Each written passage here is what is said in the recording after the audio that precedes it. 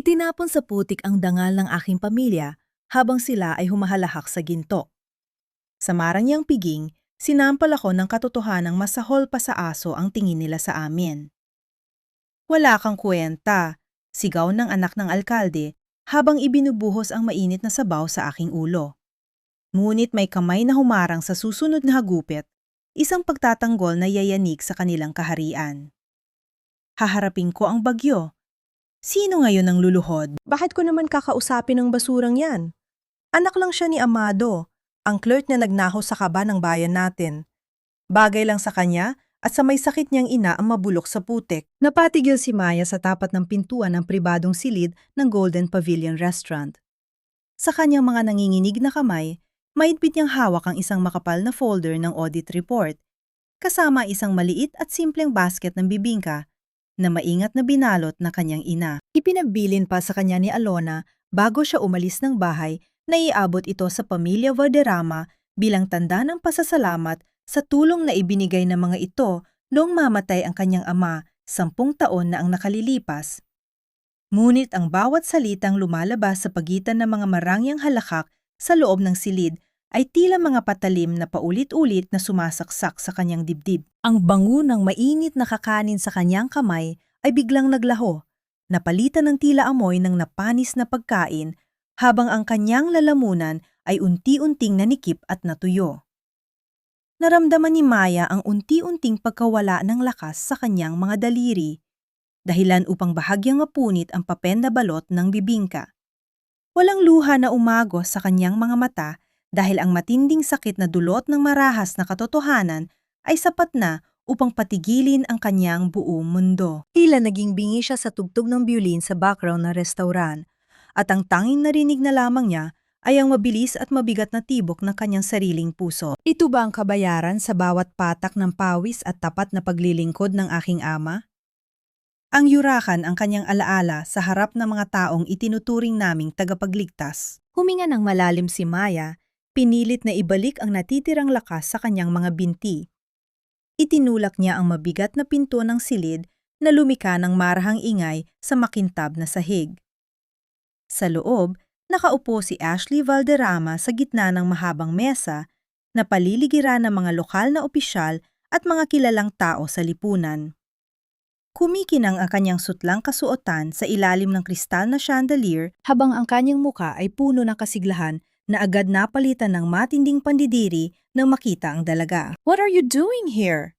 Matabang na tanong ni Ashley habang dahan-dahang ibinababa ang kanyang baso ng alak. "Sino ang napapasok sa iyo sa pribadong partitipo na ito?" Ipinapahatid po ng Regional Audit Board ang opisyal na ulat na ito, Miss Ashley. Mahinahon, ngunit may panginginig ang boses na sagot ni Maya. Hakbang-hakbang siyang lumapit sa mesa, pilit na hindi tinitingnan ang mga mata ng mga taong nakatingin sa kanya nang may panghahamak. "Kailangan po ng lagda ninyo para sa clearance ng foundation." Tumayo si Ashley. Ang kanyang matataas na takong ay lumika ng matigas na tunog sa sahig. Lumapit siya kay Maya nang may mapanganib na ngiti. "Lagda? O baka naman pumunta ka rito para mahingi ng limos? You and your family are so pathetic. Hindi po ba sapat ang perang inakaw ng tatay mo sa bayan?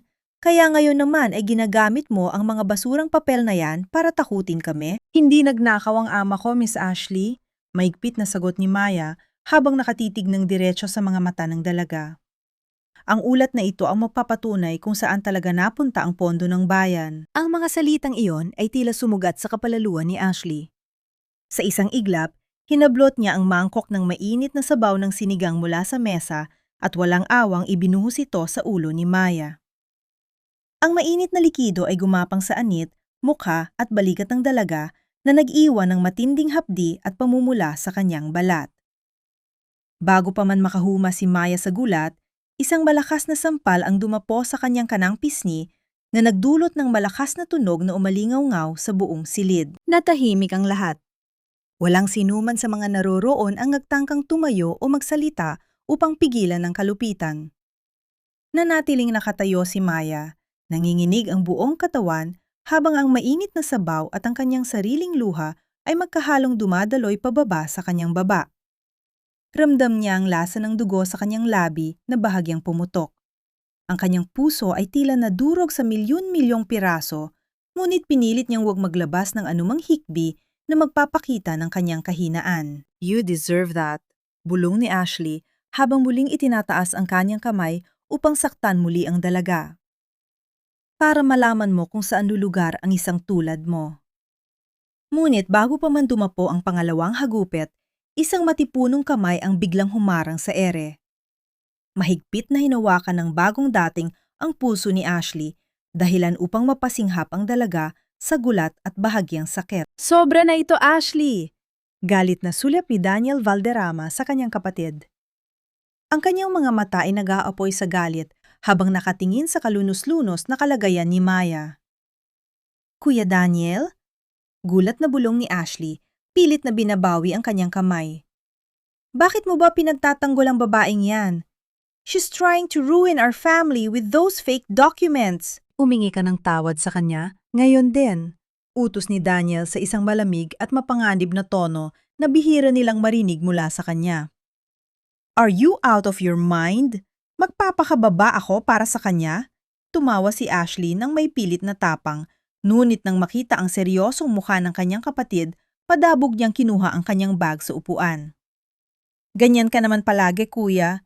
Mas pinapanigan mo pa ang mga estrangjero kaysa sa sarili mong dugo. Sa kanyang mabilis at galit na pag-alis, nahagip ng kanyang bag ang gilid ng mesa, dahilan upang may malaglag na isang maliit na bagay sa sahig na lumikha ng mahinang kalansing.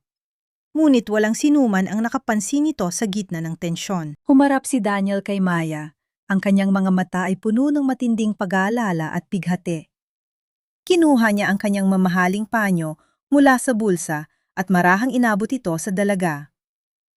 Maya, pasensya ka na sa ginawa ng kapatid ko. Hayaan mong tulungan kita. Tiningnan ni Maya ang panyong hawak ni Daniel, pagkatapos ay tumingin siya sa mga mata nito. Walang galit sa kanyang tingin, kundi isang malalim at malamig na distansya. Hindi ko kailangan ng awa mo, Attorney Valderrama. At lalong hindi ko kailangan ng panyo mula sa pamilyang pumatay sa ama ko. Tumalikod si Maya ng may buong dangal, bitbit ang kanyang basang folder at ang nasirang basket ng bibingka at lumabas ng silid na hindi nililingon ang lalaki na natiling nakatayo roon na may sugat sa puso. Paglabas ni Maya sa restauran, ang langit ay tuluyan ng bumuhos na tila nakikiramay sa kanyang dinaranas na bagyo. Habang naglalakad siya sa madilim at malamig na kalsada, biglang naputol ang strap ng kanyang lumang tsinelas. Napatigil siya sa ilalim ng ulan. Dahan-dahan siyang yumuko, pinulot ang nasirang tsinelas at napatuloy sa paglalakad ng nakayapak sa magaspon na aspalto. Ang lamig ng ulan ay hindi sapat upang pawiin ang apoy ng determinasyon na unti-unting nabubuo sa kanyang puso. Hawak ang basang panyo na palihim niyang naitago sa kanyang bulsa. Sumumpa si Maya sa kanyang sarili na ito nang huling beses na iiyak siya dahil sa mga Valderrama. Pirpirmahan mo lang ito, Victoria. Huwag mo nang pahirapan ang anak ko.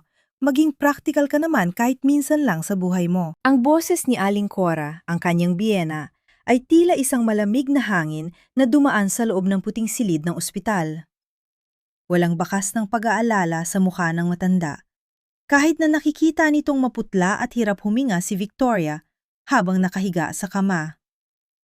Sa tabi ng mga aparato na nagbabantay sa tibok ng kanyang puso, nakapatong ang isang makapal na bundle ng mga papeles, ang kasulatan ng kanilang paghihiwalay. Amoy na amoy ni Victoria, ang matapang na amoy ng alkohol at gamot sa paligid. Ang bawat singhap niya ay tila may kasamang bubog na sumusugat sa kanyang baga. Sariwa pa sa kanyang isipan ang sakit ng pagkakahulog sa mall, ang lamig ng marmol at ang malupik na titig ni Vincent. Ngunit mas masakit pala ang makita ang kanyang biyena, ang babaeng pinagsilbihan niya ng parang tunay na ina na ngayon ay tinitingnan siya na parang isang maruming basahan. Paano ang bata? Ang boses ni Victoria ay halos pabulong na, tuyong-tuyo ang lalamunan. Kailangan ng anak ko ng ama. 8 buwan ko itong dinala. Akala ko ba pamilya tayo? Isang mapait na tawa ang pinakawala ni Aling Cora habang inaayos nito ang kanyang mamahaling bag. Pamilya? Victoria, magpakatotoo tayo.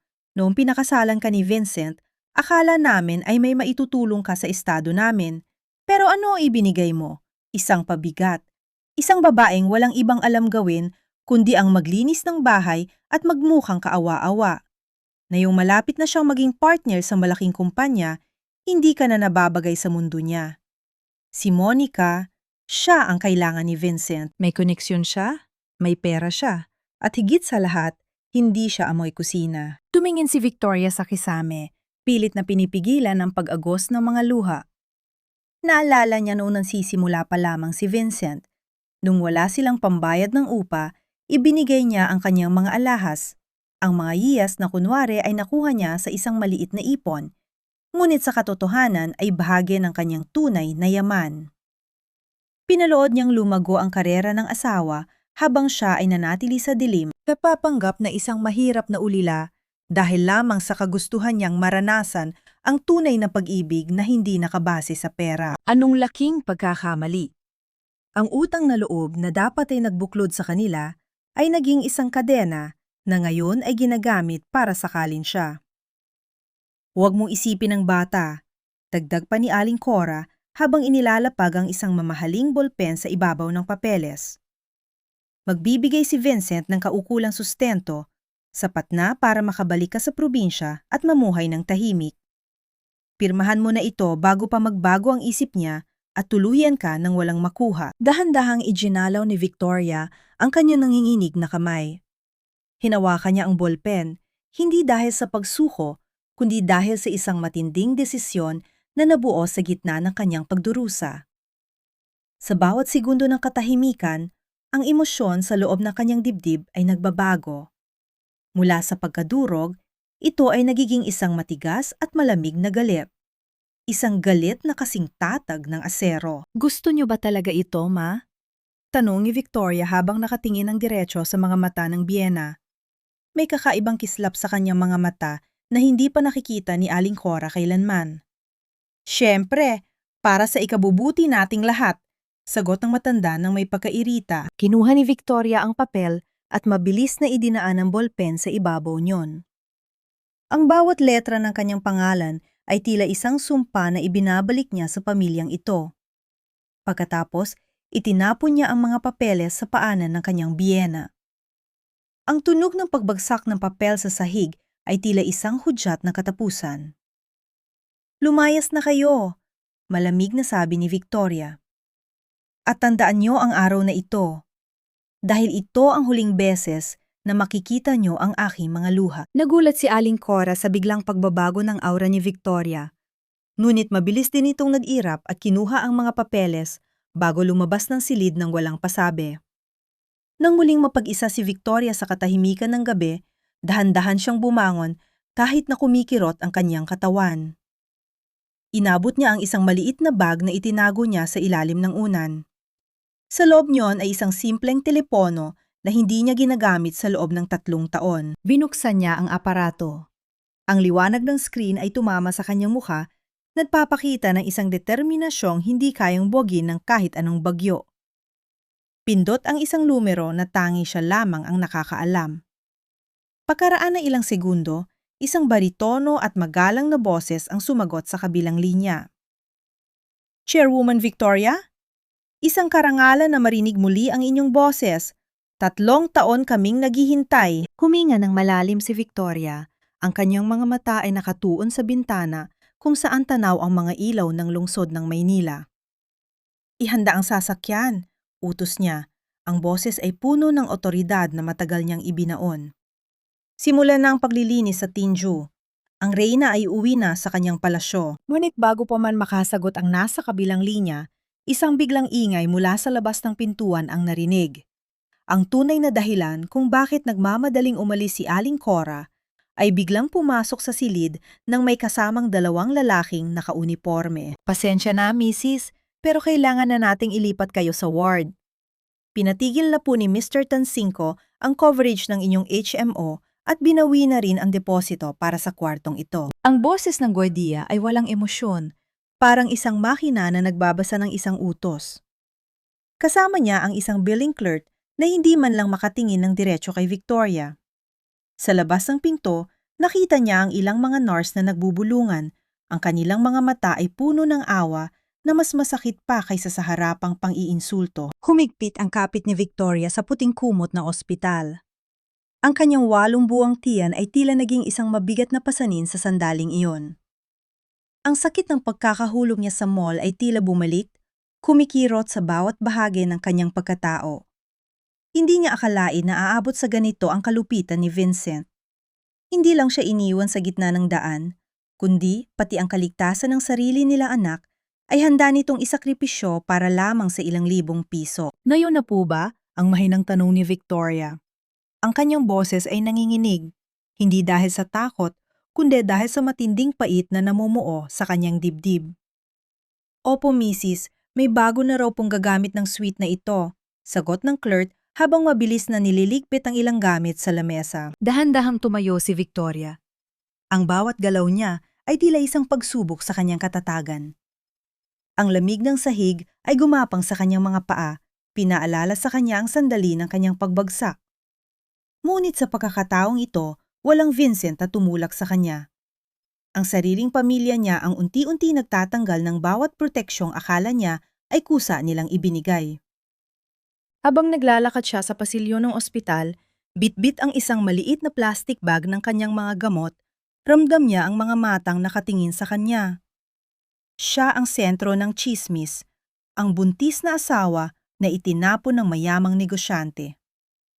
Ang bawat hakbang niya ay tila isang paglakad sa ibabaw ng mga bubog, bawat piraso ay alaala ng kanyang pagpapanggap bilang isang mahirap na asawa. Ngunit bago pa man siya makarating sa elevator, patungo sa public ward, ang katahimikan ng pasilyo ay binasad ng sabay-sabay na pagtunog ng mga sapatos sa sahig.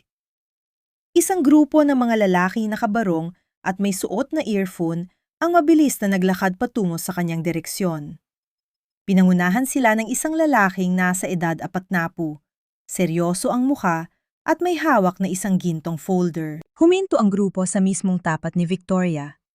Ang mga nurse at gwardiya na kanina ay mapang-api ang tingin ay biglang napaatras.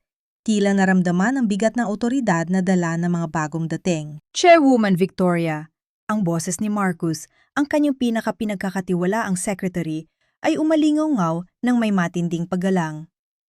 Yumukod siya ng malalim sa harap ni Victoria, isang kilos na nagpatahimik sa buong palapag. Paumanhin po sa aming pagkahuli.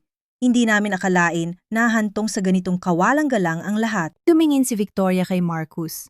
Ang kanyang mga mata na kanina ay puno ng luhang nagbabadyang pumata ay biglang naging kasing talim ng diamante. Ang kanyang tindig na tila baluktot sa bigat ng dusa ay biglang tuwid na tuwid. Marcus? Ang tawag ni Victoria, ang kanyang boses ay wala ng bakas ng pagiging mahina. Ilabas niyo ako rito. Ayoko nang makahinga ng hangin na pinopundohan ng mga tansing ko. Nakahanda na po ang inyong pribadong suite sa St. Jude, Chairwoman. Ang buong floor ay naka-lockdown para sa inyong seguridad. Mabilis na sagot ni Marcus. At tungkol naman kay Mr. Vincent Tansingco, lumingon si Victoria sa billing clerk na kanina ay nagtataboy sa kanya. Ang clerk ay tila nanigas sa kanyang kinatatayuan. Ang mukha ay kasing puti ng papel. Huwag mo munang galawin ang kumpanya niya, Marcus, sabi ni Victoria habang dahan-dahang hinahaplos ang kanyang tiyan. Gusto ko siyang panoorin habang iniisip niyang panalo siya. Gusto kong makita kung gaano kataas ang liliparin niya bago ko tuluyang putulin ang kanyang mga pakpak. Habang inaalalayan siya ng kanyang mga tauhan patungo sa nakaparadang luxury van sa labas, naramdaman ni Victoria ang unang sipa ng kanyang anak.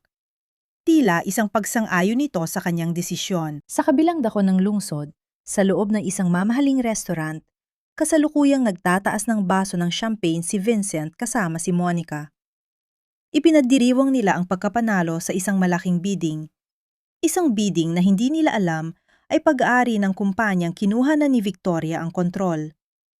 Ngunit sa gitna ng kanilang tawanan, biglang uminit ang telepono ni Vincent. Isang mensahe ang pumasok mula sa kanyang chief accountant. Sir, may problema tayo. Lahat ng ating hidden assets ay biglang nasa ilalim ng audit review ng Tindio. Hindi natin maigalaw ang pondo para sa susunod na buwan. Napatigil ang tawa ni Vincent. ang lamig ng pawis ay nagsimulang mamuo sa kanyang no. Ang tanong na hindi niya masagot ay nagsimulang gumapang sa kanyang isipan. Sino ang may sapat na lakas para gawin ito sa loob lamang ng isang oras? Ibigay mo sa akin ang passbook ng lihimong ipon, Victoria. Huwag kang madamot, dahil sa huli, para rin naman ito sa magiging anak natin. Ang boses ni Vincent sa kabilang linya ng telpono ay walang bakas ng pagsisisi. Tila ba ang pagtulak niya kay Victoria sa mall at ang pag-iwan dito sa malamig na ospital ay isang panaginip lamang na mabilis niyang kinalimutan. Para sa kanya, si Victoria ay nananatiling ang asawang tagatago ng barya, ang babaeng kahit papaano ay laging may nakatagong pera mula sa pagtitinda ng kung ano-ano noong nagsisimula pa lamang sila. Sa loob ng kanyang bagong suite sa St. Jude Hospital, nakasandal si Victoria sa malambot na unan. Ang silid ay puno ng amoy ng sariwang bulaklak, mga puting liryo na ipinadala ni Marcus. Ang katahimikan sa paligid ay nababasag lamang na mahinang tunog ng aircon na tila isang banayad na kanta ng gabi. Hinaplos ni Victoria ang kanyang tiyan, nadarama ang bawat pintig ng buhay sa loob niya habang nakikinig sa kasinungalingan ng lalaking minsan niyang minahal. Ipon? Ang mahinang sagot ni Victoria. Ang kanyang boses ay tila isang tuyong dahon na nalalaglag sa simento. Vincent, nasa ospital pa ako. Halos mawalan ako ng anak dahil sa ginawa mo. At ang tanging itatanong mo ay ang tungkol sa pera? Huwag ka nang magdrama, Victoria. Alam ko ang mga galawan mo. Ang banyagang galit sa boses ni Vincent ay muling lumitaw. May audit na nangyayari sa kumpanya ngayon. May mga hudas na humaharang sa pondo ko. Kailangan ko ng cash para maayos ang mga papeles. Kung talagang mahal mo ako at ang batang yan, ilalabas mo ang perang itinatago mo. Isang mapait na ngiti ang sumilay sa mga labi ni Victoria. Ang irony ng sitwasyon ay tila isang lason na dahan-dahang kumakalat sa kanyang sistema. Ang kumpanyang sinasabi ni Vincent na nahaharang ay ang kumpanyang dahan-dahan na niyang binabawi. Ang perang hinahanap nito ay ang perang galing sa sarili niyang bulsa na dati niyang ibinibigay ng buong puso. Wala na akong pera, Vincent. Malamig na sabi ni Victoria. Lahat ng meron ako, naibigay ko na sa'yo noong mga panahong wala ka pang Monica sa buhay mo. Isinugal ko ang lahat para sa'yo, pero tinapon mo lang ako na parang basura. Walang kwenta, ang sigaw ni Vincent bago nito marahas na pinutol ang tawag. Ang tunog ng pagkamatay ng linya ay tila isang huling hantungan ng kanilang relasyon. Ibinaba ni Victoria ang telepono sa lamesang gawa sa mahaling kahoy. Ang kanyang mga daliri ay bahagyang nangiinig, hindi dahil sa takot, kundi dahil sa pagod ng kanyang kaluluwa. Sa bawat salita ni Vincent, lalong tumitigas ang kanyang desisyon. Ang pag-ibig na dati ay parang isang mainit na kumot ay naging isang matalim na yelo na sumusugat sa kanyang puso. Pumasok si Marcus nang walang ingay, bit-bit ang isang tablet. Chairwoman, nagpanik na po si Mr. Tansingco. Sinubukan niyang kumuha ng loan sa 3 maliliit na bangko, pero lahat sila ay tumanggi dahil sa utos natin. At may isa pa pong balita. Si Monica ay nagsimula na ring magduda sa kakayahan ni Vincent. Tumingin si Victoria sa labas ng bintana. Ang mga ilaw ng Maynila ay tila mga bituing bumagsak sa lupa. Magulo, pero may ganda. Hayaan mo silang mag-away, Marcus, sabi ni Victoria. Ang mga taong pinagbuklod ng pera ay laging pinaghihiwalay na kahirapan. Gusto kong maranasan ni Vincent ang pakiramdam ng walang malapitan.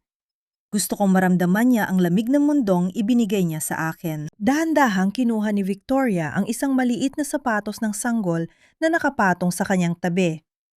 Isang puting sapatos na gansilyo, malambot at puno ng pag-asa. Ipinikit niya ang kanyang mga mata, inaalala ang bawat sakripisyong ginawa niya para sa isang pamilyang binalasubas lamang. Ngunit sa kabila ng kanyang kapangyarihan, may isang kurot ng takot sa kanyang dibdib. Paano kung sa kanyang paghihiganti ay maging katulad din siya ng mga taong kinamumuhian niya? Paano niya mapoprotektahan ang kabutihan ng kanyang anak sa gitna ng digmaang ito? Nabalik lamang ang kanyang diwa nang marinig ang mahinang pagkatok sa pinto. Isang hindi inaasahang panauhin ang nakatayo roon, isang taong may dalang balita na magpapabago sa takbo ng kanyang plano. Chairwoman, ang sabi ng bagong dating, May natuklasan kami tungkol sa tunay na relasyon ni Monica at ng inyong pumanaw na ama. Ang katahimikan sa silid ay naging mabigat. Ang sapatos ng sanggol ay bahagyang nalaglag mula sa kamay ni Victoria. Hindi ko alam kung may mukha pa akong maihaharap sa iyo, Apo. Ang kasalanan ni Vincent ay kasalanan din ng aming dugo. Ang boses ni Lola Esmeralda ay nangangatog, kasing rupok ng isang tuyong dahon na anumang oras ay maaaring madurog. Nakaupo ang matanda sa gilid ng marangyang kama ni Victoria. Ang kanyang mga kamay na puno ng kulubot ay mahigpit na nakahawak sa isang rosaryong gawa sa sandalwood. Amoy na amoy ni Victoria ang pamilyar na samyo ng matanda, isang timpla ng menthol at lumang kahoy, na nagdala sa kanya pabalik sa mga panahong siya pa ang mahirap na manugang, na tanging si Lola lamang ang kumakalinga. Sa loob ng suite na ito, kung saan ang bawat kagamitan ay nagpapakita ng yaman ng tindiew, ang presensya ni Lola Esmeralda ay tila isang paalala ng mundong pilit ng tinatalikuran ni Victoria. Tumingin si Victoria sa matanda. Dahan-dahan niyang inabot ang kamay nito at idiniit ang kanyang noo sa likod ng palad ni Lola. Ang tradisyonal na pagmamano na hindi kailanman nakalimutan ni Victoria kahit sa gitna ng kanyang galit. Lola, huwag po ninyong sisihin ang inyong sarili, ang mahinang tugon ni Victoria. Kahit kailan ay hindi ko kayo itinuring na kaaway. Kayo lamang ang tanging nagparamdam sa akin na may pamilya ako sa bahay na yon. Isang mabigat na buntong hininga ang pinakawala ng matanda. Ang kanyang mga mata na malabo na dahil sa katarata ay nagtubig. Nabalitaan ko ang nangyari sa mall. Ang hayop na si Vincent, itinulak kanya habang dala mo ang aking apo sa tuhod. Hindi ko akalain na ang lalaking pinalaki ko ay magiging isang halimaw dahil sa silaw ng salapi at maling pag-ibig. Humigpit ang kapit ni Victoria sa kumot. Ang bawat salita ni Lola ay tila isang haplos sa kanyang sugatang puso. Ngunit kasabay nito ay ang bigat ng isang moral na dilema. Paano niya itutuloy ang kanyang paghihigante kung ang matandang ito na tanging naging kakampi niya ay madadamay sa pagbagsak ng kumpanya ni Vincent? Victoria, apo, ang tawag ni Lola Esmeralda, ang kanyang boses ay naging seryoso. Alam ko kung sino ka talaga. Nakita ko ang iyong mga kilos, ang iyong pananalita. Hindi ka ordinaryong babae. At ngayon, nakikita ko ang bagsik ng iyong mga mata. Isang bagsik na hindi para sa isang biktima, kundi para sa isang reyna. Napatigil si Victoria. Hindi niya akalain na ang matandang akala niya ay ulyanin na ay matagal na palang nakakaunawa sa kanyang itinatagong pagkatao. Narito ako hindi para makiusap na patawarin mo si Vincent, pagpapatuloy ni Lola. Narito ako para ibigay sa iyo ang basbas ko. Huwag mo silang patawarin, Victoria. Ang katarungan ay hindi nakukuha sa pagiging maawain. Ipakita mo sa kanila kung ano ang kinalaban nila. Iligtas mo ang kumpanya ng ating pamilya mula sa kamay ng isang taksil, kahit na ang taksil na iyon ay sarili kong apo. May inilabas si Lola Esmeralda mula sa loob ng kanyang bulsa, isang lumang susi na may nakauhit na disenyo ng pamilya Tansingco. Ito ang susi sa lihim na vault ng lolo ni Vincent. Doon nakatago ang mga dokumento ng tunay na pagmamay-ari ng lupain kung saan nakatayo ang kumpanya niya ngayon. Hindi niya alam, pero ang lupang yon ay hindi sa kanya. Ibinigay yon ng lolo niya sa magiging ina ng panganay na apo sa tuhod ng mga Tansingco. Sa'yo, Victoria? Nagulat si Victoria. Ang twist na ito ay hindi niya inaasahan. Sa hawak niyang susing ito, maaari niyang bawiin ang lahat mula kay Vincent nang mas mabilis kaysa sa kanyang inaasahan. Lola, bakit niyo ito ginagawa? Tanong ni Victoria. Ang kanyang boses ay puno ng pagtataka at emosyon. Dahil ang utang na loob ay hindi binabayaran ng pera, kundi ng dangal. Sagot ng matanda habang dahan-dahang tumatayo. At ikaw, Victoria, ang nag-iisang may dangal sa pamilyang ito. Alagaan mo ang aking apo sa tuhod. Siya ang kinabukasan na sinira ni Vincent. Habang pinapanood ni Victoria ang pag-alis ni Lola Esmeralda, ang bigat ng susing nasa kanyang palad ay tila isang hudyat. Hindi na lamang ito tungkol sa kanyang galit. Ito ay tungkol sa isang pamanang dapat niyang protektahan. Nabalik lamang ang kanyang diwa nang pumasok si Marcus na may dalang balita tungkol kay Monica. Chairwoman, may natuklasan kami. Si Monica ay hindi lamang kabit ni Vincent. Siya ang anak sa labas ng lalaking nagpahirap sa inyong ama bago ito pumanaw. Ang paglapit niya kay Vincent ay bahagi ng isang mas malaking plano para ubusin ang yaman ng mga Tansingko at Jingyao. Ang katahimikan sa silid ay tila naging isang mitsa ng pagsabog. Ang mukha ni Victoria ay naging kasing lamig ng asero. Ang susing, hawak niya ay hindi lamang pala pinto para sa yaman, kundi sandata para sa isang digmaang mas malalim pa sa kanyang iniisip. Marcus? Ang utos ni Victoria, ang kanyang boses ay tila isang hatol ng kamatayan. Sabihin mo sa aming mga legal team, huwag na nating hintayin ang susunod na buwan. Simula ng The Great Harvest bukas na bukas din. Habang ang ulan ay nagsimulang pumatak sa labas, ang bawat patak nito sa bintana ay tila isang ngipdiw ng paparating na unos. Sa gitna ng dilim, ang mga mata ni Victoria ay nagningning, hindi na dahil sa luha, kundi dahil sa liwanag ng isang reynang handa ng maningil. Sinasabi ko sa iyo, Vincent, ito na ang huling barahan natin. Kapag hindi natin nakuha ang investment na ito, bukas ay wala na tayong kumpanyang papasukan. Ang boses ni Monica ay mabilis at puno ng pagkataranta, malayo sa kanyang dati at kalmadong aura. Nakatayo siya sa gitna ng malawak na opisina ni Vincent, kung saan ang mga naglalakihang bintanang gawa sa salamin ay nagpapakita ng nagnanggalit na traffic sa EDSA. Ngunit sa loob ng silid na iyon, mas matindi ang gulo. Ang mga folder ng utang at mga abiso ng audit ay nakakalat sa ibabaw ng mesa, tila mga dumi na hindi na nila kayang itago. Si Vincent ay nakaupo, ang kanyang mukha ay kasing kulay ng abo. Ang kanyang buhok na dati ay maayos na maayos, ay ngayon ay magulo, at ang kanyang mga mata ay puno ng pagod.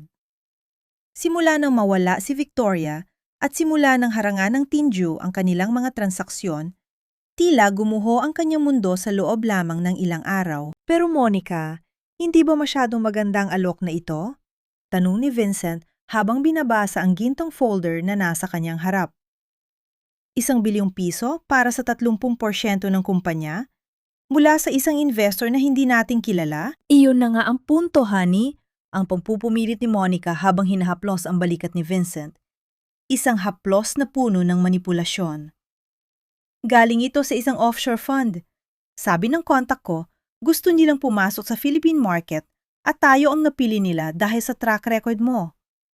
Huwag mo nang pairali ng takot mo. Ito na ang Project Diamond Heart na magliligtas sa atin mula sa audit ng mga hayop na Tinju na yan. Sa kabilang dako ng lungsod, sa loob ng tahimik at payapang suite sa St. Jude Hospital, nanonood si Victoria sa isang maliit na screen. Ang bawat galaw ni Vincent at Monica ay huling-huli sa kamera na palihim na iniladay ni Marcos sa opisina. Inahaplos ni Victoria ang kanyang tiyan ng pabilog, isang banayad na paggalaw na tila nagpapakalma sa kanyang anak sa gitna ng tensyon. Tingnan mo sila, anak. Ang mahinang bulong ni Victoria. Ang kanyang boses ay tila isang malamig na oyayi. Ang kasakiman ang magiging lubid na kikitil sa kanilang mga pangarap. Akala nila ay nakahanap sila ng tagapagligtas. Hindi nila alam na ang kamay na nag-aalok ng tulong ay ang kamay ring kukuha ng lahat sa kanila. Pumasok si Marcus at naglapag ng isang baso ng gatas sa tabi ni Victoria. Nakahanda na po ang ating dummy representative, Chairwoman. Siya ay magpapanggap na kinatawa ng Diamond Heart. Lahat ng mga clauses sa kontrata ay nakadisenyo para sa kabuuang takeover kapag nabigo silang bayaran ng unang installment sa loob ng 30 araw. Isang matamis ngunit mapait na ngiti ang sumilay sa mga labi ni Victoria. Magaling, Marcus. Gusto kong makita ang sandali na pipirma sila. Gusto kong maramdaman nila ang saya ng pagkapanalo bago ko sila ihulog sa pinakamalalim na hukay ng kabiguan. Bumalik ang tingin ni Victoria sa screen. Nakita niya ang pag-aalinlangan sa mukha ni Vincent, ngunit mas nakita niya ang matinding pagtulak ni Monica. Ang bawat salitang lumalabas sa bibig ni Monica ay puno ng gaslighting. Pinapalabas itong si Vincent ay mahina kung hindi ito susugal, at ang tanging paraan para patunayan ang kanyang pagkalalaki ay ang pagpirma sa kontratang yon. Ito na ang pagkakataon nating simulan ang ating bagong buhay, Vincent, ang sabi ni Monica sa screen. Ang kanyang boses ay tila isang sirena na nang-aakit sa mga mandaragat patungo sa kapahamakan. Isipin mo ang kasal natin. Isipin mo ang buhay na wala ang anino ni Victoria. Dahan-dahang kinuha ni Vincent ang mamahaling ballpen. Ang tunog na pagtanggal ng takib nito ay tila isang hudyat na pagsisimula ng katapusan. Habang ang dulo ng ballpen ay lumalapit sa papel, ang hininga ni Victoria ay tila tumigil. Ang bawat sakripisyo niya, ang bawat sampal at sipa na natanggap niya sa bahay na yon, ay tila nagtipon-tipon sa dulo ng ballpen na yon. Pirmahan mo na, Vincent? Bulong ni Victoria sa hangin. Ang kanyang mga mata ay naniningkit. Ibigay mo sa akin ang lahat ng meron ka. Ang dulo ng ballpen ay tumama sa papel. Ang itim na tinta ay dahan-dahang kumalat, bumubuo ng isang lagda na magiging mitsa ng pagguho ng imperyo ni Vincent. Isang malakas na tawa ng kagalakan ang pinakawala ni Monica habang iyayakap si Vincent, hindi alam na sa likod ng mga ngiting iyon ay ang mukha ng kamatayan ng kanilang mga ambisyon. Ngunit sa gitna ng kanilang pagdiriwang, isang biglang pagkatok ang narinig sa pinto ng kanilang opisina. Isang mensahero ang pumasok na may dalang isang itim na sobre.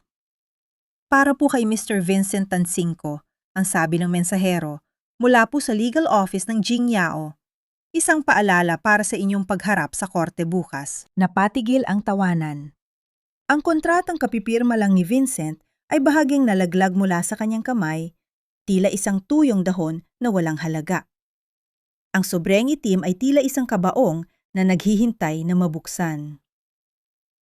Tila isang libong karayom ang sabay-sabay na tumutusok sa kanyang ibabang bahagi, isang sakit na hindi kayang ihambing sa kahit anong sugat na natanggap niya noon. Sa loob ng malawak at madilim na suite ng St. Jude Hospital, ang tanging maririnig ay ang mabilis at mababaw na hininga ni Victoria. Ang pawis ay dumadaloy mula sa kanyang noo, bumabasa sa kanyang mga pilik mata habang ang kanyang mga kamay ay mahigpit na nakakapit sa mga rehas ng kama. Ang gabi ay malalim na, at sa labas ng bintana, ang ulan ay tila nakikidalamhati sa kanyang paghihirap. Ang bawat patak nito sa salamin ay tila nipdiu na isang paparating na himala. Dumating na ang oras. Ang kanyang anak, ang munting buhay na naging tanging sandigan niya sa gitna ng pagtatraidor, ay handa na ring lumabas at harapin ang mundo. Sa gitna ng matinding kirot, isang alaala ang biglang sumagi sa isipan ni Victoria. Nakita niya muli ang sarili sa malamig na sahig ng mall, ang nakakanghiting mukha ni Monica at ang marahas na pagtulak ni Vincent. Ngunit sa pagkakataong ito, hindi na siya natatakot. Ang bawat pag-atake ng sakit sa kanyang katawan ay tila naging gasolina para sa kanyang determinasyon. Hindi kita bibitawan, anak, ang mahinang bulong ni Victoria sa gitna ng kanyang pag-umol. Lalaban tayo. Magkasama nating lalakbayin ang bagong bukas na ito. Pumasok ang mga dalubhasang doktor at nurse ng Tindiu. Ang kanilang mga galaw ay mabilis at puno ng kasanayan, ngunit nanatiling tahimik ang paligid. Isang paggalang sa babaeng itinuturing nilang reyna. Naroon din si Marcus sa labas ng pinto, nagbabantay ng tila isang tapat na kawal, ang kanyang mukha ay seryoso habang tinitiyak ang kaligtasan ng buong floor. Ilang oras ang lumipas na tila isang kawalang hanggan. Ang bawat pag-iirya ni Victoria ay tila isang paghila sa lahat ng kanyang lakas. Ngunit sa huling sandali, nang maramdaman niya ang sukdulang pagod, isang tunog ang bumasag sa katahimikan ng silid. Isang tunog na mas matamis pa kaysa sa kahit anong musika sa mundo. Isang malakas at malinaw na iyak ng isang sanggol ang umalingaw-ngaw. Sa mga sandaling iyon, ang sakit ni Victoria ay tila naglaho sa isang kisap mata. Dahan-dahang inilapag ng nurse ang isang maliit na nilalang sa kanyang dibdib. Napakaliit, napakalambot, at amoy langit. Ang init ng balat ng sanggol ay tila gumamot sa lahat ng mga sugat sa puso ni Victoria. Ang mga mata ng bata ay dahan-dahang bumukas, tila tinitingnan ng kanyang ina ng may pagkilala. Isang mainit na luha ng wagas na kaligayahan ang pumatak mula sa mga mata ni Victoria. Ito ang kanyang golden moment. Isang sandali kung saan ang kapangyarihan at yaman ay walang halaga kumpara sa munting kamay na humahawak sa kanyang daliri. Welcome to the world, Hope! Ang bulong ni Victoria habang hinahalikan ang noo ng sanggol. Hope? Dahil ikaw ang aking pag-asa sa gitna ng unos. Ikaw ang dahilan kung bakit ako bumangon muli. Sa loob ng ilang oras, ang suite ay napuno ng katahimikan at kapayapaan. Pinapanood ni Victoria ang kanyang anak na natutulog, ang kanyang puso ay puno ng bagong lakas. Ngunit ang kapayapaang ito ay panandalian lamang. Pumasok si Marcos, ang kanyang mukha ay hindi maipinta. May hawak siyang isang piraso ng papel na tila isang masamang balita. Chairwoman, paumanin po sa pang-istorbo sa sandaling ito. Ang boses ni Marcus ay puno ng pag-aalala. May natanggap kaming ulat mula sa aming security team sa labas. Nahanap na ni Vincent ang kinaroroonan mo.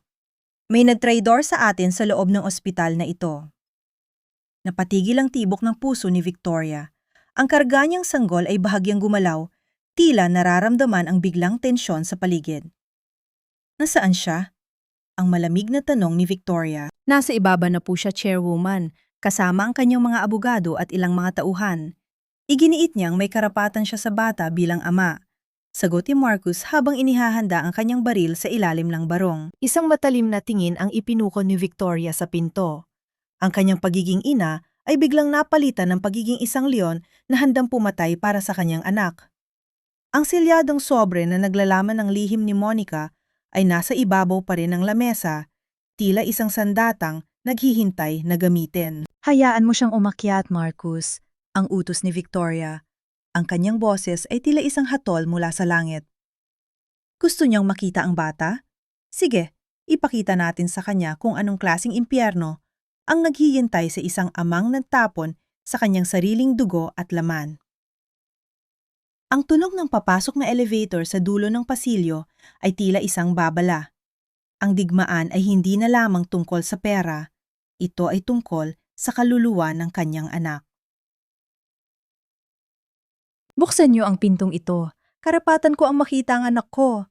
Ako ang ama at walang sinuman ang may karapatang humarang sa akin. Ang boses ni Vincent ay dumagundong sa tahimik na pasilyo ng St. Jude Hospital. Ang bawat salita niya ay puno ng kapalaluan. Tila ba nakalimutan na niya ang kanyang marahas na pagtulak kay Victoria, ilang linggo pa lamang ang nakalilipas. Sa labas ng suite, maririnig ang kalabog ng mga kamay sa matigas na kahoy ng pinto, isang tunog na nagpapatalon sa puso ng sinumang makakarinig. Ngunit hindi kay Victoria. Sa loob ng silid, nakaupo si Victoria sa isang maranyang silya sa tabi ng bintana. Hindi na siya ang babaeng may maputlang mukha at gusot na maternity dress. Suot niya ang isang itim na seda na robe, ang kanyang buhok ay maayos na nakapusod at ang kanyang mga mata ay kasing lamig ng gabi sa labas. Sa kanyang mga bisig, mahimbing na natutulog si Baby Hope, walang kamalay-malay sa bagyong lagangalit sa labas na kanilang silid. Marcus, buksan mo ang pinto! Ang utos ni Victoria. Ang kanyang boses ay hindi malakas, ngunit may bigat na awtoridad na hindi matatawaran. Dahan-dahang pinihit ni Marcus ang doorknob. Ang tunog ng pagbukas ng pinto ay tila isang hudyat ng pagsisimula ng isang digmaan. Pumasok si Vincent nang may kasamang dalawang lalaking naka-Amerikana, ang kanyang mga abogado. Bakas sa mukha ni Vincent ang pagod mula sa bumabagsak niyang kumpanya, ngunit ang kanyang mga mata ay nagniningas pa rin sa kasakiman. Victoria, akala mo ba ay matatago mo sa akin ang... Napatigil si Vincent sa gitna ng kanyang pagsasalita. Ang kanyang mga mata ay nanlaki habang tinitingnan ang buong silid. Hindi ito ang ordinaryong ward na inaasahan niya. Ang suite ay puno ng mga kagamitang pang high-end, may mga bodyguard sa bawat sulok, at higit sa lahat, ang aura ni Victoria ay tila isang reynang nakaupo sa kanyang trono. Anong ibig sabihin nito? Ang nautal na tanong ni Vincent. Lumingon siya sa kanyang mga abogado, tila humihingi ng tulong. Paano mo nagawang bayaran ang lahat ng ito? Nagnakaw ka ba sa kumpanya ko bago ka umalis? Isang mahinang tawa ang pinakawalan ni Victoria, isang tunog na walang bahid ng saya kundi puno ng pangungutya. Ang kumpanya mo, Vincent? Ang kumpanyang nalulunod na ngayon sa utang dahil sa sarili mong katangahan? Huwag mo akong baliktarin! Ang sigaw ni Vincent habang humahakbang palapit. Nandito ako para sa bata. Ayon sa batas, ako ang ama. Kukunin ko siya at hindi mo ako mapipigilan. Wala kang kakayahang palakihin siya sa hirap. Dahan-dahan tumayo si Victoria.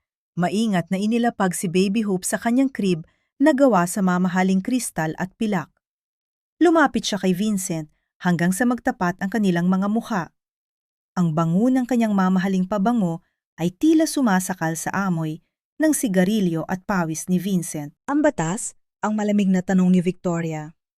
Ang batas na nilabag mo nung itinulak mo ang iyong buntis na asawa sa gitna ng mall? Ang batas na nagsasabing ang isang amang nagtatwa sa kanyang anak ay walang karapatan sa kahit na isang hibla ng buhok nito? Wala kang ebidensya, ang depensa ni Vincent, bagamat ang kanyang boses ay nagsisimula ng manginig. Inilahad ni Victoria ang kanyang kamay at agad na iniabot ni Marcus ang isang tablet. Isang video ang bumukas, isang malinaw na anggulo mula sa security camera ng mall kung saan kitang-kita ang bawat detalye ng kalupitan ni Vincent.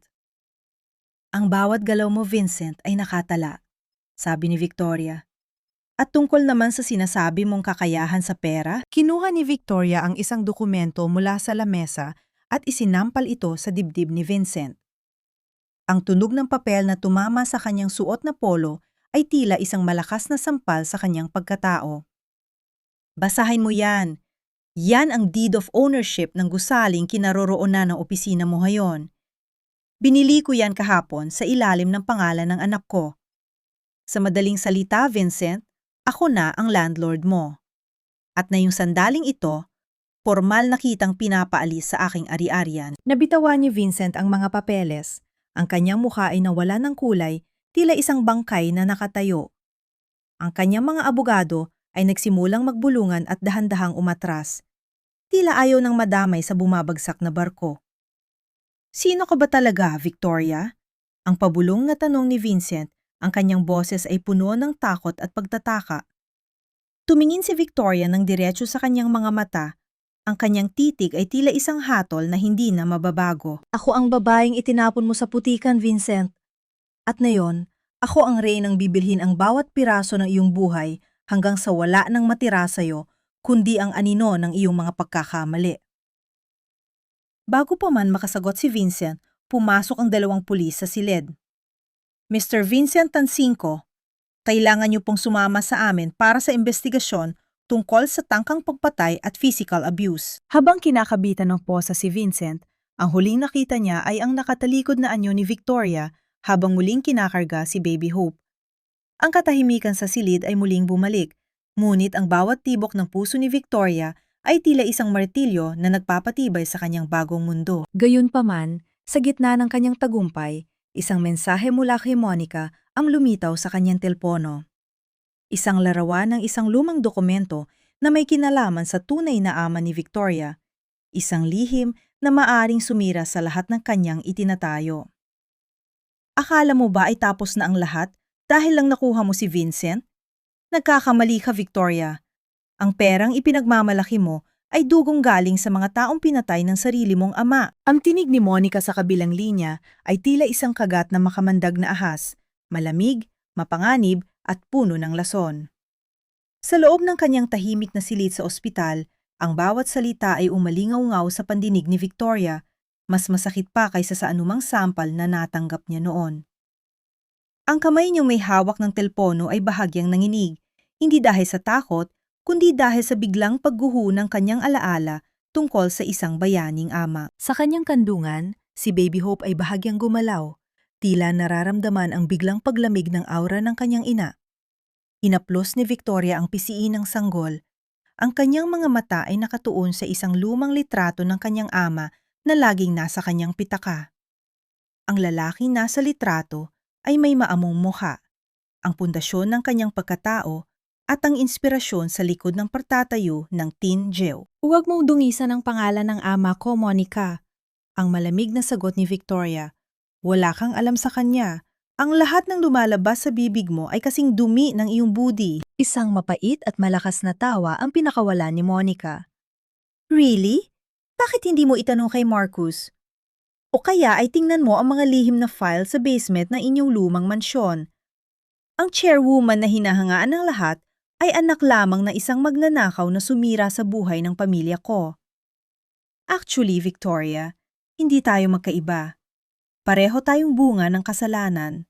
Ang kaibahan lang, ikaw ang nakasuot ng korona habang ako ang nasa putikan. Pinutol ni Monica ang tawag bago pa man makasagot si Victoria.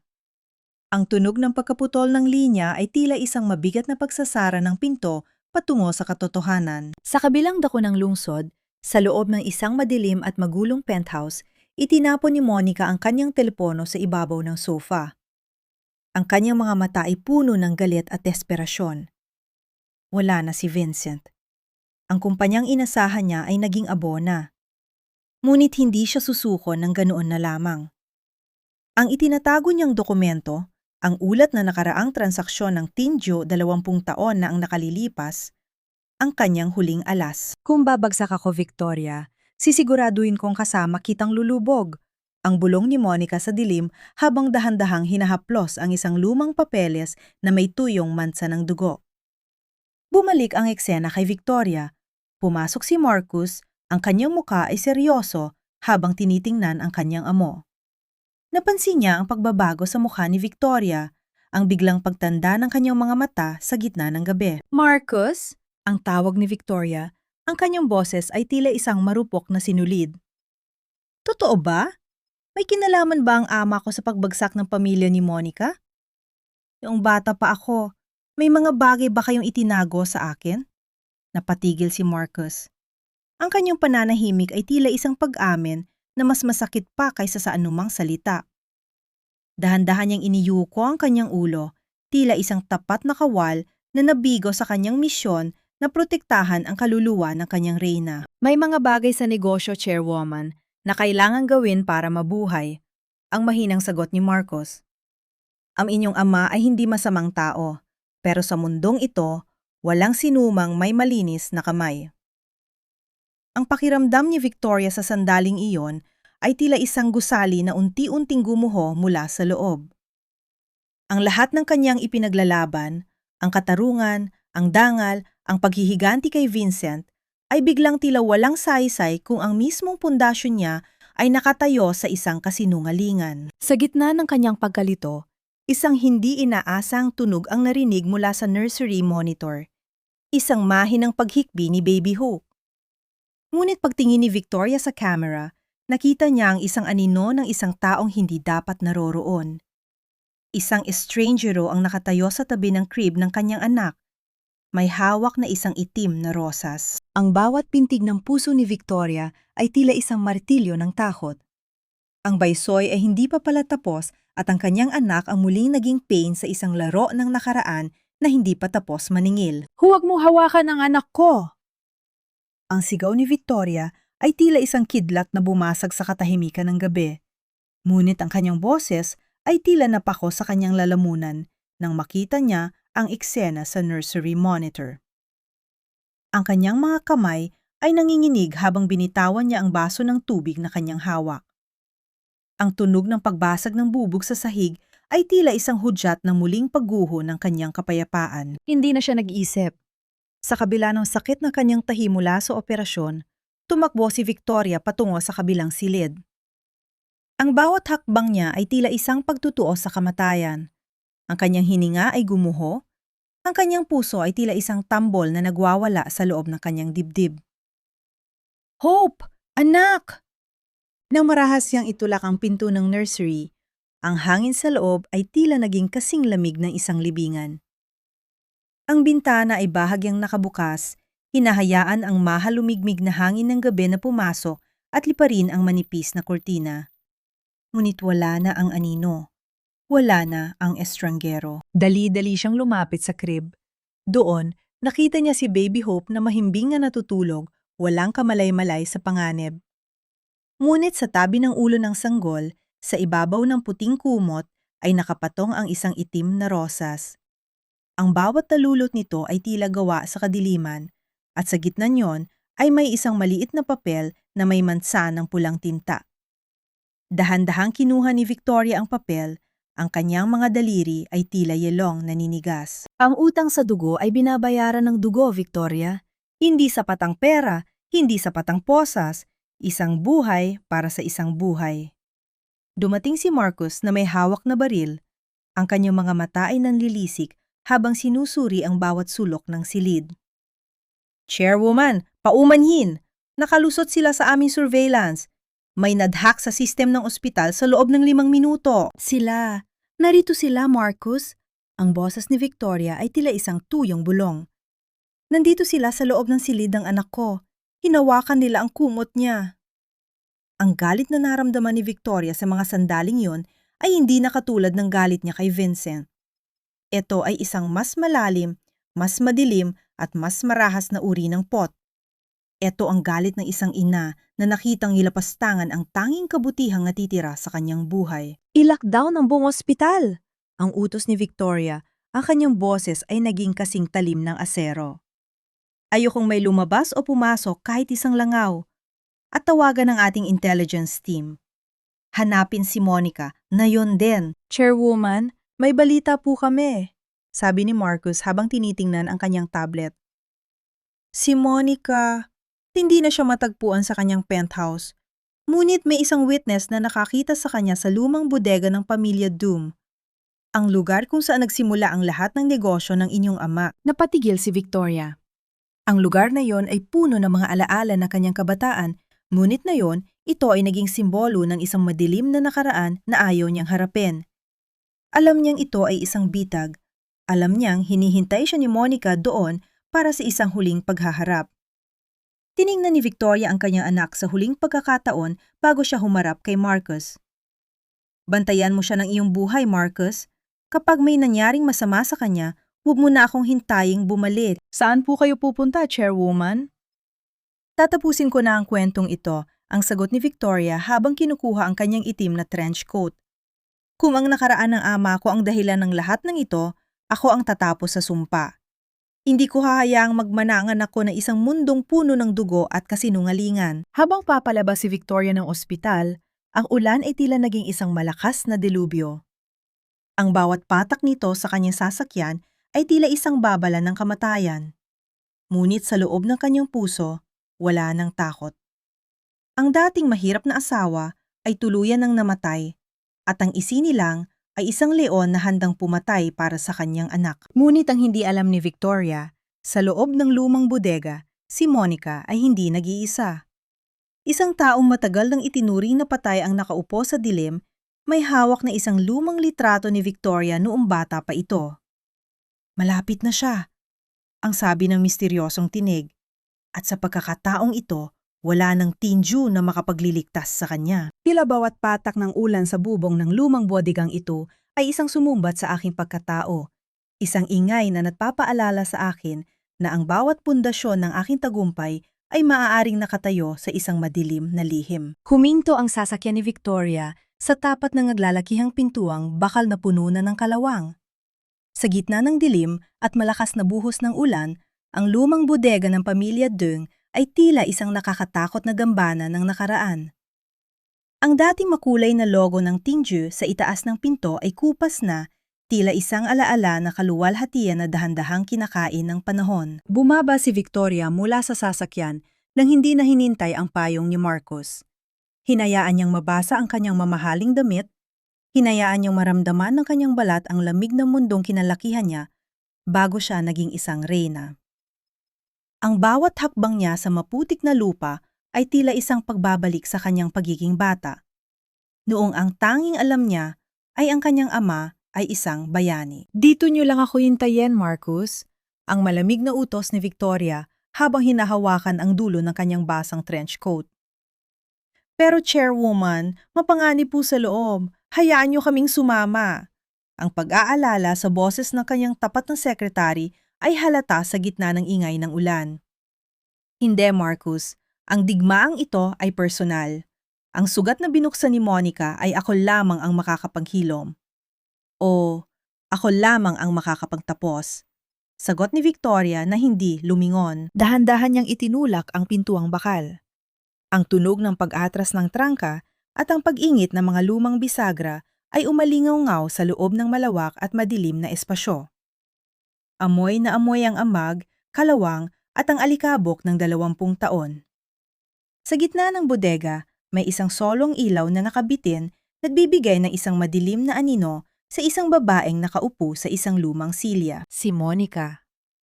Ngunit hindi na ito ang Monica na laging maayos at elegante. Ang kanyang buhok ay magulo, ang kanyang mga mata ay nanlilisik sa galit, at sa kanyang mga kamay ay hawak niya ang isang lumang dokumento na may mansa ng dugo. Welcome home, Victoria! Ang boses ni Monica ay tila isang bulong mula sa impyerno. Mabuti naman at hindi ka natakot na harapin ang multo ng iyong ama. Nasaan ang anak ko, Monica? Kung may kahit isang gasgas si Hope, sisiguraduhin kong ang bodygang ito ang magiging libingan mo. Ang boses ni Victoria ay kasing talim na isang labaha. Tumawa si Monica, isang tawa na walang bahid na katuwaan. Ang anak mo? Ligtas siya sa ospital sa ngayon. Pero ang kinabukasan niya, iyan ang sisirain ko. Isipin mo, Victoria, ang dakilang chairwoman ng Tinju ay bunga lamang ng isang pagnanakaw. Ang aming pamilya ay nawalan ng lahat dahil sa iyong ama. Pinatay niya ang pangarap ng ama ko para lang itayo ang imperyong kinaupuan mo ngayon. Mula sa madilim na sulok ng bodega, isang tunog ng mabibigat na hakbang ang narinig. Isang lalaking may pilat sa muka at may bitbit na tungkod ang dahan-dahang lumabas sa liwanag. Ang kanyang mga mata ay puno ng matandang poot, isang poot na hindi kayang pawiin ng panahon. Rodrigo? Ang mahinang bulong ni Victoria. Naalala niya ang lalaking ito, ang dating kasosyo ng kanyang ama na bigla na lamang nawala noong siya ay bata pa. Akala ng lahat ay pumanaw na ito sa isang aksidente. Opo, Victoria, buhay pa ako. Ang boses ni Rodrigo ay tila isang gasgas na plaka. Buhay pa ako para saksihan ang pagbagsak ng anak ni Dung. Ang bawat sentimo na ginagamit mo para sa iyong anak ay dugong galing sa aming pawis at luha. Ngayong gabi, babawiin namin ang lahat. Itinaas ni Monica ang dokumento. Ito ang pirma ng iyong ama, Victoria. Ang pag-amin niya sa lahat ng kanyang kasalanan. Kapag lumabas ito sa media, ang Tinju ay babagsak sa isang iglap. Ang mga investors mo, ang mga kaibigan mo, lahat sila ay tatalikod sa iyo. Magiging katulad ka rin namin. Isang pulubi sa lansangan. Naramdaman ni Victoria ang biglang paglambot ng kanyang mga binti, ngunit pilit niyang pinatigas ang kanyang tindig. Ang mifiin niyang protektahan ang dangkal ng kanyang ama ay unti-unting nadudurog sa harap ng katotohanan. Ngunit bago pa man siya makapagsalita, ang kanyang telepono sa bulsa ay biglang nag-vibrate ng sunod-sunod. Isang mensahe mula sa isang hindi kilalang numero ang pumasok.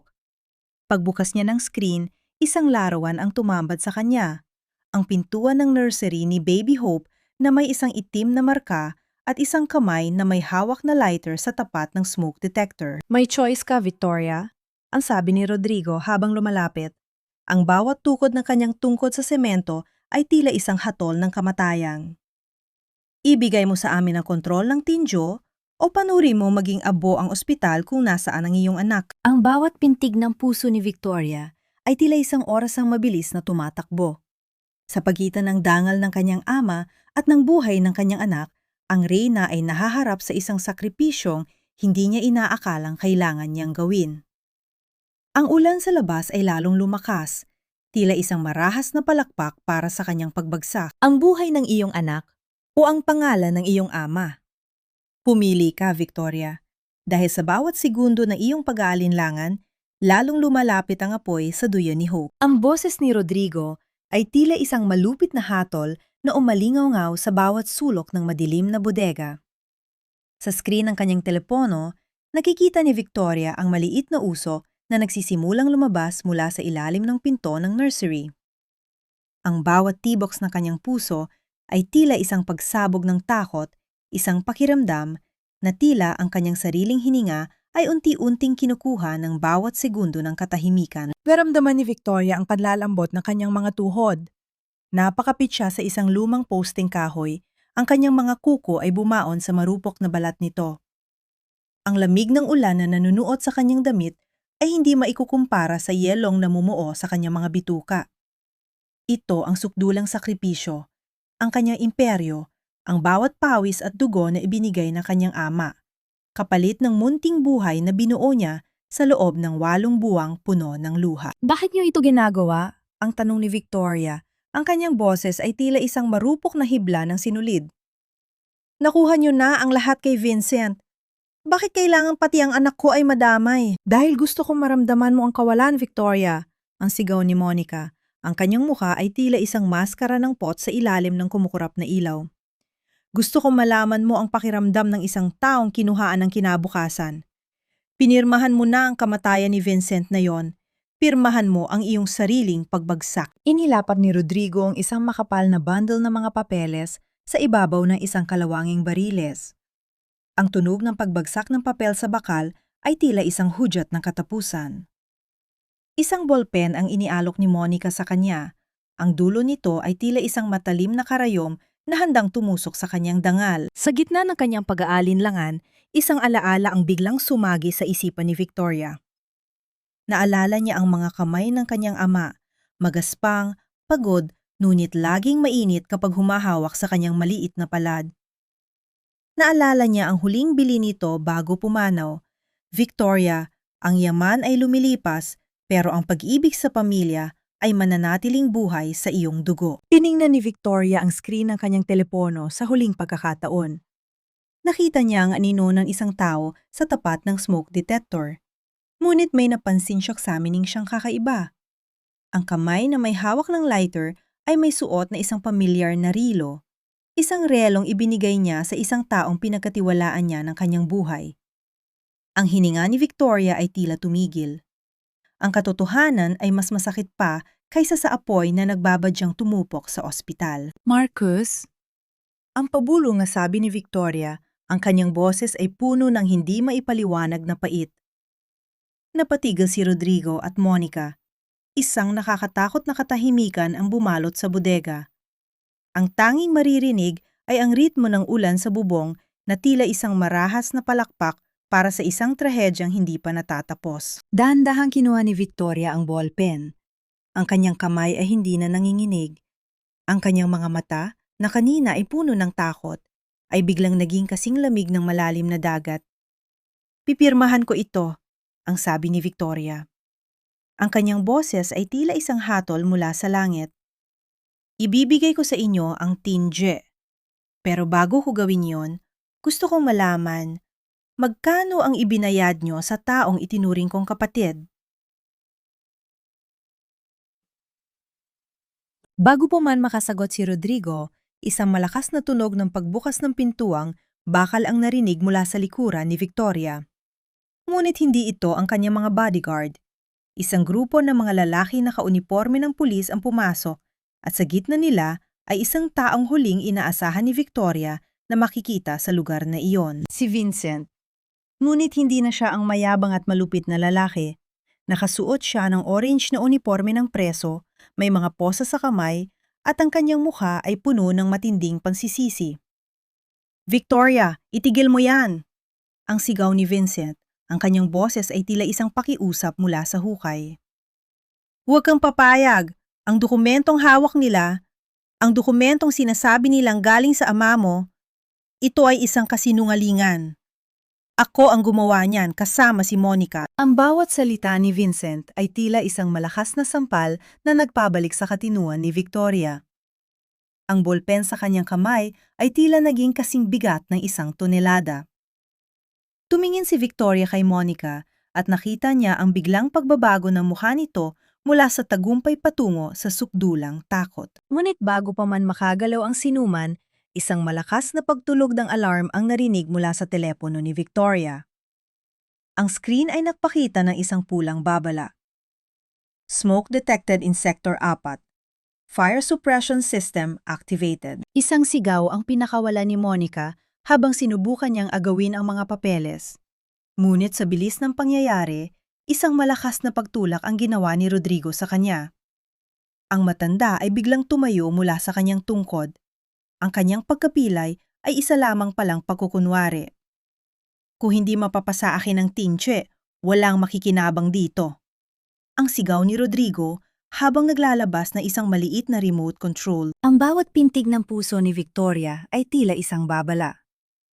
Ang bodega ay nagsimulang manginig at ang amoy ng gasolina ay biglang naging matapang sa paligid. Ang trap ay hindi lamang para sa kanyang yaman, kundi para sa kanyang mismong buhay. Tila isang napakabigat na dambuhala ang dumagan sa dibdib ni Victoria nang makita niya ang pamilyar na relo ni Marcus sa screen ng kanyang telepono. Isang relong siya mismo ang pumili bilang pasasalamat sa katapatan nito. Sa gitna ng bodegang amoy gasolina, ang bawat hininga ni Victoria ay tila may kasamang lason. Ang katahimikan ay naging kasing talim ng isang labaha. Tumingin siya kay Marcus, ang lalaking itinuring niyang higit pa sa isang empleyado, ang katuwang niya sa bawat pagbangon, na ngayon ay tila naging mitsa ng kanyang pinakamalaking takot. Ang bawat sakripisyong ginawa niya para protektahan ang Teen Jew ay tila walang saysay kung ang mismong anino niya ay nagtatago ng isang patalim. Marcus? Bakit? Ang tanong ni Victoria, ang kanyang boses ay tila isang marupok na hibla nang sinulid na anumang oras ay mapuputol. Ngunit bago pa makasagot ang sinuman, muling umalingaw-ngaw ang boses ni Vincent mula sa likuran ng mga pulis. Victoria, tumingin ka sa akin. Huwag kang magpadaya sa nakikita mo. Ang mga dokumentong yan ay gawa-gawa lang namin ni Monica para sirain ka. Ang ama mo ay isang mabuting tao hanggang sa huli. Isang malakas na tawa ang pinakawalan ni Monica, isang tunog na puno ng desperasyon at baliw na kagalakan. Huli na ang lahat, Vincent. Huli na ang lahat para sa pagsisisi mo. Kung hindi mo papasa akin ang yaman ng mga dung, sisiguraduhin kong abo na lang ang madadatnan mo sa ospital. Biglang nagkaroon ng kaguluhan. Ang daliri ni Rodrigo ay lalong humigpit sa remote control. Ang kanyang mukha ay tila isang demonyong handang lamunin ang lahat. Ngunit sa isang iglap, bago pa man niya mapindot ang bomba, isang malakas na tunog ng pagbagsak ng bakal ang narinig mula sa itaas ng bodega. Isang grupo ng mga tauhan ni Marcus ang mabilis na bumaba gamit ang mga lubid, tila mga aninong bumagsak mula sa langit. Sa screen ng telepono ni Victoria, nagbago ang eksena. Ang taong may hawak ng lighter ay hindi pala si Marcus. Nakita ni Victoria si Marcus na pumasok sa nursery. Mabilis na binalot si Baby Hope sa isang protektadong kumot at itinulak ang tunay na traidor, isang tauhan ni Rodrigo na nagpanggap na nurse. Ang relong nakita ni Victoria ay nakuha lamang ng traidor mula sa locker ni Marcus para lituhin siya. Ang pakiramdam ng biglang pagluwag ng tinik sa kanyang puso ay tila nagbigay kay Victoria ng hindi maipaliwanag na lakas. Sugurin niyo sila! Ang sigaw ng opisyal ng pulisya. Ang bodega ay napuno ng ingay ng mga sapatos na tumatakbo sa semento at ang kalansing ng mga kagamitang bakal na nagbabagsakan. Sa gitna ng kaguluhan, sinubukan ni Monica na tumakas, ngunit mabilis siyang hinarang ni Victoria. Sa unang pagkakataon, hindi na si Victoria ang biktima. Hinawakan niya ang braso ni Monica ng may matinding higpit, ang kanyang mga mata ay nagniningas sa galit ng isang ina. Hindi ka na makakaalis, Monica, ang malamig na sabi ni Victoria. Ang bawat luha na pumatak sa akin, ang bawat sakit na idinulot mo sa anak ko, ay babayaran mo sa likod ng mga rehas. Bitawan mo ako! Ang sigaw ni Monica habang nagpupumiglas, ngunit ang kanyang lakas ay walang sinabi sa determinasyon ni Victoria. Samantala, si Rodrigo, sa kanyang desperasyon, ay pinindot ang remote control.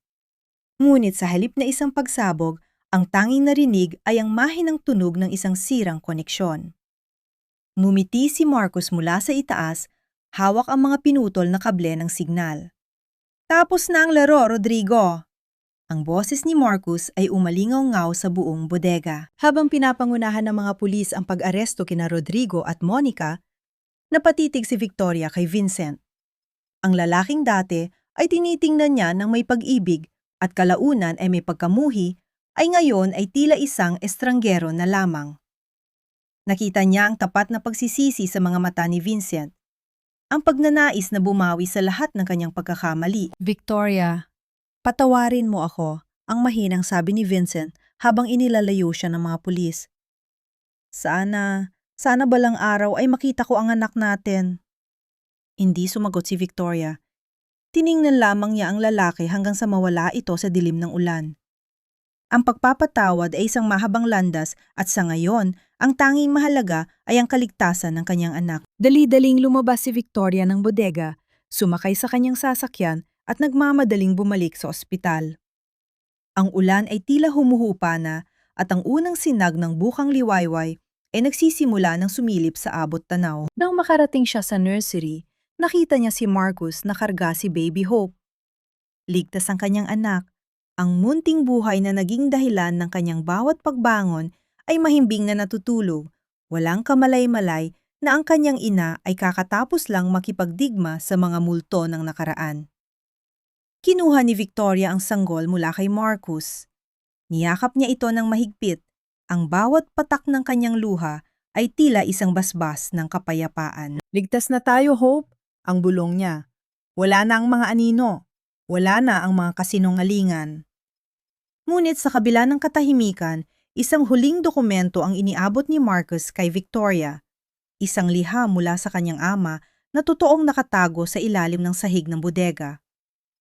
Ang nilalaman nito ay hindi tungkol sa pagnanakaw, kundi tungkol sa isang lihim na koneksyon ng pamilya Dung at Tansingco na magpapabago sa kapalaran ni Hope habang buhay. Hindi pera ang ninakaw ng iyong ama, Victoria.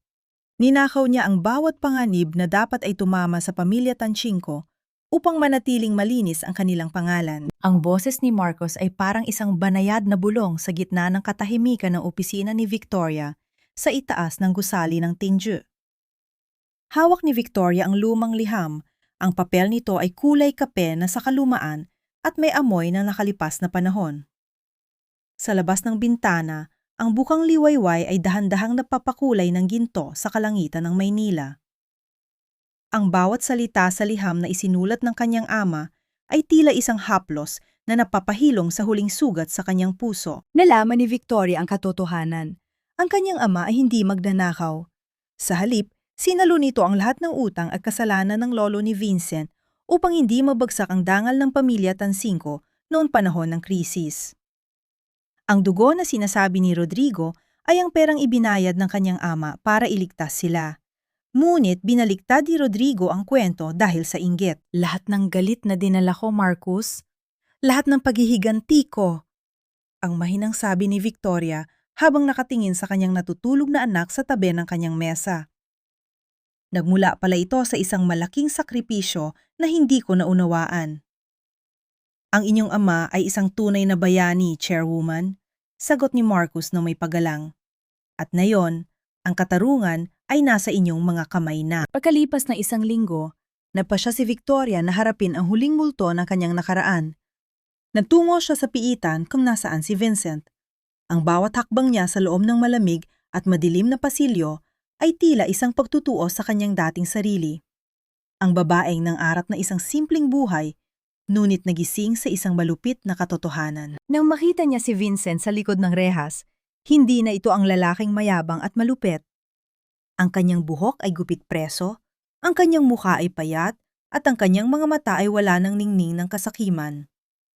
Sa halip, nang makita niya si Victoria, dahan-dahan siyang lumapit at yumukod. Ang kanyang mga kamay ay mahigpit na nakahawak sa bakal na rehas. Victoria, salamat at dumating ka. Ang boses ni Vincent ay basag, puno ng pagsisisi na tila galing sa ilalim ng lupa. Nabalitaan ko ang tungkol sa liham ng iyong ama. Patawarin mo ako. Patawarin mo ako sa lahat ng pananakit ko sa iyo at sa anak natin. Tinitidan siya ni Victoria ng matagal. Walang galit sa kanyang puso, tanging isang malalim na pagod at ang pagnanais na tuluyan ng makalaya. Vincent, ang kapatawaran ay hindi ibinibigay ng ganoon lang. Ang malamig ngunit mahinahong sabi ni Victoria. Ngunit dahil sa huling ginawa mo sa bodega, ang pag-amin mo sa harap ng pulisya, bibigyan kita ng isang pagkakataon. Kapag natapos mo ang iyong parusa at kapag napatunayan mong nagbago ka na, hahayaan ko ang anak natin na malaman ng iyong pangalan. Ngunit huwag mong asahan na magiging tayo muli. Ang babaeng minahal mo ay matagal na ninyong pinatay ni Monica. Sapat na yon, Victoria. Sapat na yon. Ang sabi ni Vincent habang ang mga luha ay nagsimulang pumatak sa kanyang mga pisingi. Ang tunog ng kanyang paghikbi ay umalingaw-ngaw sa selda, isang tunog ng isang taong huli nang nakahanap ng kanyang kaluluwa. Bago umalis, lumingon si Victoria sa kabilang selda kung nasaan si Monica. Ang babae ay nakaupo sa sulok, tila isang rebultong gawa sa poot. Hindi ito kumikibo, hindi rin tumitingin. Ang kanyang sariling galit ang naging bilangguan niya habang buhay. Lumabas si Victoria sa presinto. Sinalubom siya ng sariwang hangin at ang liwanag ng araw. Sa loob ng kanyang sasakyan, kinuha niya si Baby Hope mula sa yaya at niyakap ito ng mahigpit. Amoy ng gatas at bagong paligong sanggol ang pumuno sa kanyang sistema. Tila isang paalala na ang bagyo ay tuluyan ng lumipas. Lahat ng ito ay para sa iyo, Hope, ang bulong ni Victoria. Wala ka nang dapat ikahiya sa iyong pamilya. Ang bawat sentimo ng Tinje ay malinis na ngayon. Habang nagmamaneho ang sasakyan palayo sa nakaraan, tumingin si Victoria sa labas ng bintana. Ang mga gusali, ang mga tao at ang buhay sa Maynila ay tila nagbago sa kanyang paningin. Hindi na siya ang biktima. Siya na ang reynang may korona ng katarungan at puso ng isang ina. Ngunit sa gitna ng kanyang kapayapaan, isang hindi inaasang tawag ang pumasok sa kanyang persona na telepono. Isang numero mula sa ibayong dagat, mula sa taong matagal na niya inakala na wala na sa mundong ito. Ang tao may hawak ng huling piraso ng puzzle tungkol sa kanyang tunay na ina. Tila bawat hampas ng alon sa pampang ng Boracay ay isang banayad na awit ng panlilinis, tinatangay ang lahat ng pait, alikabok at lason ng nakaraan patungo sa malalim na dagat. Nakatayo si Victoria sa balkonahe ng kanyang pribadong villa, habang ang hangin na amoy dagat at sariwang sampagwita ay dahan-dahang humahaplos sa kanyang mukha. Wala na ang mabigat na trench coat. Wala na ang seryosong mukha ng isang chairwoman. Suot niya ang isang mahabang puting bistida na gawa sa seda at sa kanyang mga bisig ay mahimbing na natutulog si Baby Hope. Ang munting bata ay 9 na buwan na ngayon, may malulusog na pisingi at mga matang kasing nining na mga bituin sa gabi. Ang tawag na natanggap niya ilang linggo na ang nakalilipas ay mula sa kanyang tiya Isabel sa Espanya. Nalaman ni Victoria na ang kanyang tunay na ina ay hindi siya iniwan dahil sa kawalan ng pagmamahal. Sa halip, ang kanyang ina ay isang babaeng lumaban sa isang malupit na tradisyon ng pamilya upang protektahan ang kaligtasan ni Victoria. Ang bawat sakripisyong ginawa ni Victoria para kay Hope ay tila isang pag-uulit ng kasaysayan. Isang siklo ng pagmamahal ng isang ina na handang itaya ang lahat. Chairwoman, nakahanda na po ang mga papeles para sa Victoria Sanctuary. Ang boses ni Marcus ay narinig mula sa kanyang likuran. Lumingon si Victoria at ngumiti. Hindi na ito ang niting puno ng pait o paghihigante. Ito ay isang niting puno ng kapayapaan. Ang Victoria Sanctuary ay ang bagong foundation na itinayo niya para sa mga inabandonang ina at mga biktima ng domestic abuse. Ang bawat sentimong kinita ng Tingjo mula sa pagbagsak ni Vincent ay inilaan niya sa proyektong ito. Salamat, Marcus, ang sagot ni Victoria. At pakisabi sa legal team, ituloy ang pagpapadala ng buwanang ulat ng pag-aaral ni Vincent sa loob ng piitan. Gusto kong makasiguro na kapag dumating ang araw na makakaharap niya si Hope, siya ay isang lalaking karapat-dapat ng tawaging ama. Masusunod po, Victoria, ang sagot ni Marcus. May kakaibang lambot sa kanyang tinig, isang paghanga na lumampas na sa pagiging empleyado. Ngunit alam nilang dalawa na ang landas para sa isang bagong pag-ibig ay hindi dapat madaliin. Ang puso ni Victoria ay kasalukuyang puno ng pagmamahal para sa kanyang anak at sa kanyang sarili. Lumapit si Lola Esmeralda mula sa loob ng villa, bitbit ang isang mainit na tasa ng tsaa. Ang matanda ay pinili ring sumama kay Victoria, malayo sa ingay at gulo ng pamilya Tanshinko. Sa pagmamano ni Victoria kay Lola, naramdaman niya ang init ng isang tunay na tahanan. Ang utang na loob na dati ay tila isang pabigat, ay naging isang matamis na ugnayan ng dalawang babaeng pinatatag ng panahon. Tingnan mo ang iyong anak, Victoria, ang sabi ni Lola Esmeralda habang pinagmamasdan ang natutulog na bata. Siya ang simbolo ng iyong pagbangon. Ang bawat luha mo sa mall noong araw na iyon ay naging mga perlas na ngayon ay nagbibigay ng liwanag sa ating lahat. Huminga ng malalim si Victoria habang nakatingin sa papalubog na araw. Ang kalangitan ay puno ng kulay, kahel, lila at ginto. Isang obra maestra na tila ipininta ng langit para sa kanya. Naalala niya ang kanyang sarili noong nakahandusay siya sa malamig na sahig ng mall, ang pakiramdam ng kawalan ng pag-asa at ang hapdi ng pagtatraidor. Ngunit na yon, sa bawat tibok ng kanyang puso, naramdaman niya ang tunay na tagumpay.